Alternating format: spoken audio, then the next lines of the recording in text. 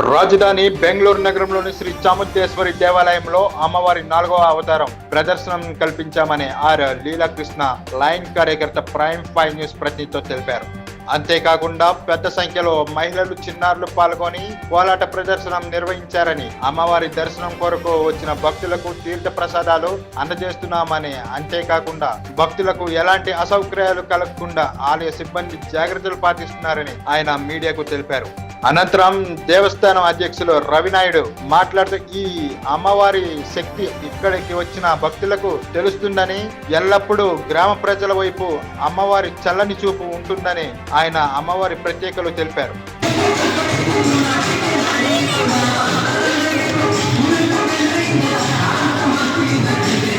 ನಮಸ್ಕಾರ ಸರ್, ನಮಸ್ತೆ. ನವರಾತ್ರಿ ಹಬ್ಬದ ಸರ್ವಜನಿಗೂ ಸಮಸ್ತ ನಾಡಿನ ಜನತೆಗೆ ಶುಭಾಶಯಗಳು.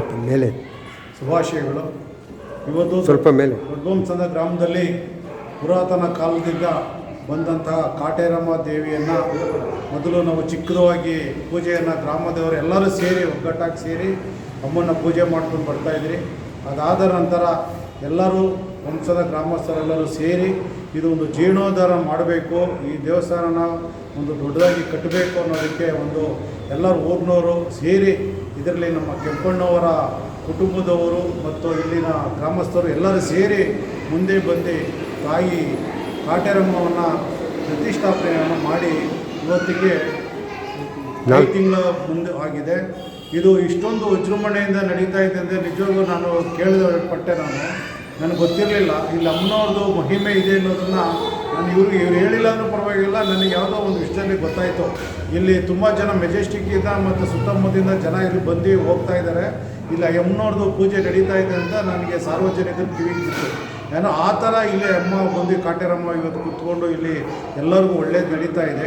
ಅದೇ ರೀತಿ ನವರಾತ್ರಿ ಉತ್ಸವವನ್ನು ಅಮ್ಮನ ಪ್ರಥಮ ಬಾರಿಗೆ ಇವತ್ತು 4ನೇ ದಿನವಾದ ಕಾರ್ಯಕ್ರಮವನ್ನು ಪ್ರತಿದಿನವೂ ಅಮ್ಮನವರಿಗೆ ಬೆಳೆ ಅಲಂಕಾರ, ಪ್ರಸಾದ ಸಂಜೆ ಮತ್ತು 4 ದಿನ ಡೈಲಿ ಪ್ರಸಾದ ಮತ್ತು ಸಂಜೆ ಇದೆ. ಇದು ತುಂಬ ಚೆನ್ನಾಗಿ ಕುಟುಂಬದವರೆಲ್ಲ ಕೆಂಪಣ್ಣವ್ರ ಕುಟುಂಬದವರು ಮತ್ತು ಇಲ್ಲಿ ಎಲ್ಲ ಸೇರಿ ಈ ಕಾರ್ಯಕ್ರಮವನ್ನು ಮಾಡ್ಕೊಂಬರ್ತಾ ಇದ್ದಾರೆ. ನಿಜವಾಗೂ ಇಲ್ಲಿ ಬನ್ನಿ ಭಕ್ತಾದಿಗಳೇ, ಕಾಟೇರಮ್ಮನವನ್ನು ಪೂಜೆ ಮಾಡಿ ನಿಮ್ಮ ಕಷ್ಟ ಸುಖಗಳೆಲ್ಲ ಒಳ್ಳೆಯದಾಗುತ್ತೆ ಅಂತ ನಾನು ಹೇಳ್ತಾ ಇದ್ದೀನಿ. ಇದು ತುಂಬ ಚೆನ್ನಾಗಿ ಕಟ್ಟಿದ್ದಾರೆ. ಎಲ್ಲರೂ ಕೈ ಜೋಡಿಸಿದ್ದಕ್ಕೆ ಅಮ್ಮನವ್ರನ್ನ ಇವತ್ತು ಸುಂದರ ಅಲಂಕಾರದಲ್ಲಿ ಅಮ್ಮನವರು ಇಲ್ಲಿ ಕೂತಿ ಈ ದೇವಸ್ಥಾನ ಮುಂದೆ ಬಂದಿದೆ. ಇನ್ನೂ ದೊಡ್ಡದಾಗಿ ಬೆಳೀಲಿ, ನಮಗೂ ತುಂಬ ಆಸೆ ಇದೆ. ನಾನು ನಾನು ಹೇಳ್ಕೊಂಡು ಬಂದು ನೋಡಿದೆ, ಇದೇನೋ ಮಾಡಬೇಕು ಅಂತ ಒಂದು ಮನಸ್ಸಿದೆ. ಏಕೆಂದರೆ ಅಮ್ಮನವ್ರದ್ದು ಒಂದು ಬೋರ್ಡ್ ಹಾಕಬೇಕು. ಈ ಕಾಟೇರಮ್ಮ ದೇವಸ್ಥಾನ ಅಂತ ನಾವು ದೇವಸ್ಥಾನ ಕಟ್ಟಿದ್ದೀರಿ, ಫಸ್ಟು ಒಂದು ಬೋರ್ಡ್ ಬರೆಸ್ಬೇಕು, ಅಲ್ಲೊಂದು ಮೇನ್ ರೋಡಲ್ಲಿ ಬೋರ್ಡ್ ಬರೆಸ್ಬೇಕು. ಎಷ್ಟೋ ಜನ ಗೊತ್ತಿಲ್ಲ ಕಾಟೇರಮ್ಮ ದೇವಸ್ಥಾನ ಇದೆ ಅಂತ. ನಾನು ನಿನ್ನೆಲ್ಲಿ ನಮ್ಮ ಕೃಷ್ಣ ಬೈರೇಗೌಡ ಆಫೀಸಲ್ಲಿ ಹಿಂಗೆ ಏನೋ ವಿಷಯ ಮಾತಾಡ್ತಾ ಇರ್ಬೇಕಾದ್ರೆ ಕಾಟೇರಮ್ಮ ದೇವಸ್ಥಾನದ್ದು ಲೈವ್ ಬಿಟ್ಟಿದ್ದಾಗ ಅವ್ರು ಹೇಳಿದ್ರು ಎಲ್ಲಿರೋ ದೇವಸ್ಥಾನ ಅಂತ. ನಾನು ಹೇಳಿದೆ ದೊಡ್ಡವಂಶನಲ್ಲಿ ಇರೋದು ಅಂತ ಹೇಳಿದೆ.